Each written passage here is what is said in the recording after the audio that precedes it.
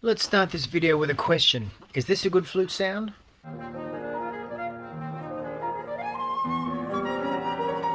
Is this a good flute sound?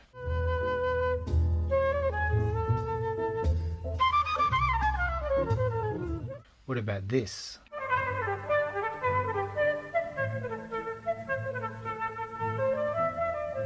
Or this?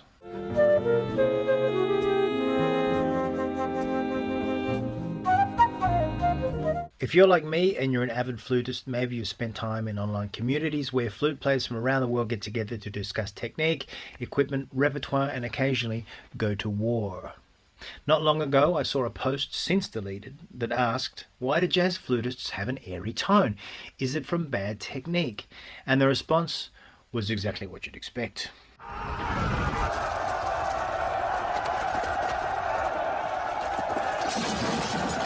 Now, both sides of this argument had a lot to say, and honestly, I think both sides of the topic had valid viewpoints. So in this video, what I'd like to do is to discuss a bigger question: what is a good flute sound? Going to divide this into two camps, the classical camp and the jazz camp. Now, before you get emotional with me, yes, I understand that dividing disciplines into jazz and classical is oversimplifying the complexity of music into just two sides, but for the sake of this video, I hope you can forgive me. So, the classical side. Some classical musicians argued that the airy tone of a jazz flute comes from poor technique, and that many jazz flutists are just simply doublers who haven't spent enough time developing a proper flute sound. And I think there's some truth to that, because if we look at the history of jazz flutists, many of the most important players were in fact doublers. I'm thinking specifically James Moody, Dolphy, Rahsaan, Roland, Kirk, Wess, even the great Herbie Mann, one of jazz flute's most popular exponents, began professionally as a doubler before focusing primarily on the flute. And yes, that argument makes sense, because if you divide your practice time across the saxophone, clarinet and flute and other woodwinds, maybe you don't have the time to develop the same level of refinement as someone who spends their entire life focused on one instrument. Furthermore, classical flute training also provides an incredible technical foundation. Think about it. The repertoire challenges every aspect of the instrument: tone, flexibility, projection, intonation, articulation, control. And classical repertoire has had hundreds of years to explore every technical aspect of the instrument at its highest level. And I think often you can hear when someone has had extensive classical training.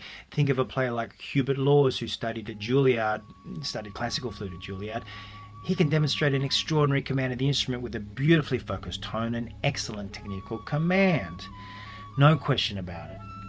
So yes, the classical side absolutely has a point.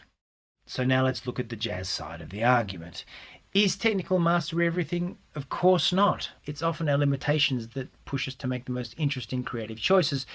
As the great actor Orson Welles said once, the enemy of art is the absence of limitations. Sam Most, perhaps the most famous bebop flutist, credited his airy tone to the fact that he lived in New York City and had to practice at low volumes due to his neighbors. Now, I don't know how much of that was truth or just tongue-in-cheek, but from having lived in New York City myself, that's totally believable.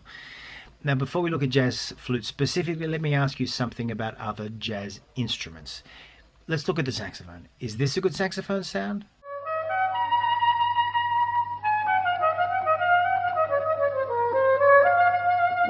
What about this?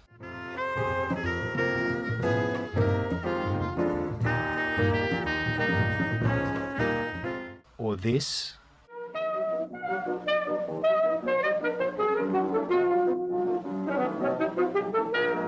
What about this?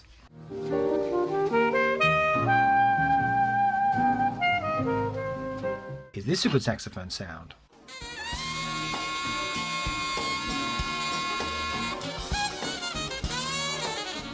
Let's look at the clarinet. Is this a correct clarinet sound?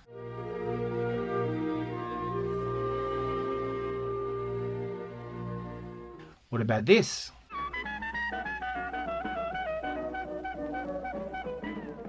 To me, jazz has always been deeply connected to individuality, not just technical mastery, but personality. The jazz tradition celebrates uniqueness, sounds that are raw, vocal, emotionally distinctive.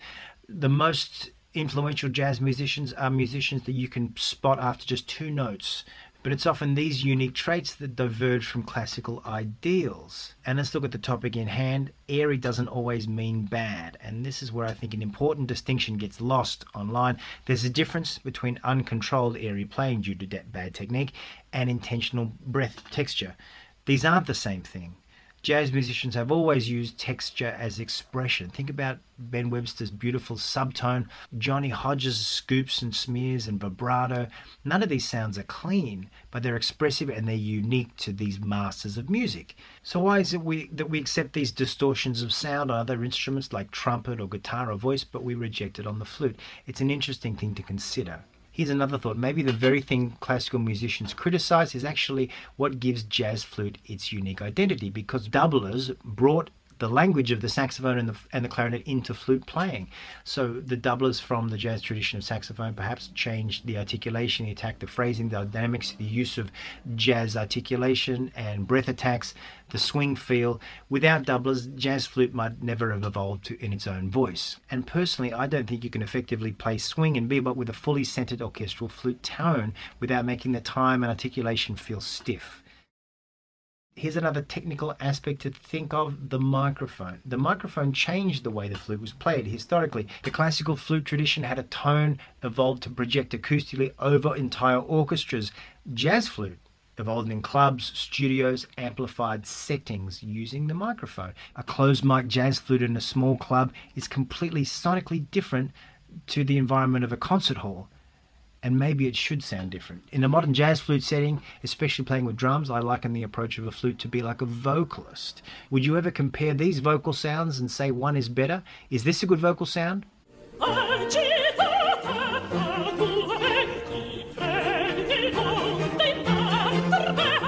Is this a good vocal sound? God bless the child that's got his own. That's got his own. Is this a correct singing approach? I never would go, your hair streaked with sunlight. What about this?